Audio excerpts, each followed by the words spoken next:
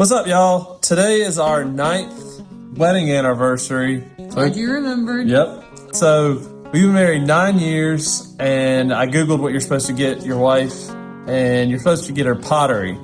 But I didn't know that, but instead I got her something else. Michelle, tell everybody what I got you. 100 meat birds. Aren't you excited? So excited. I'm super pumped to raise our own chickens because I know they'll be happy, they'll live a good life, and we'll have good, healthy meat.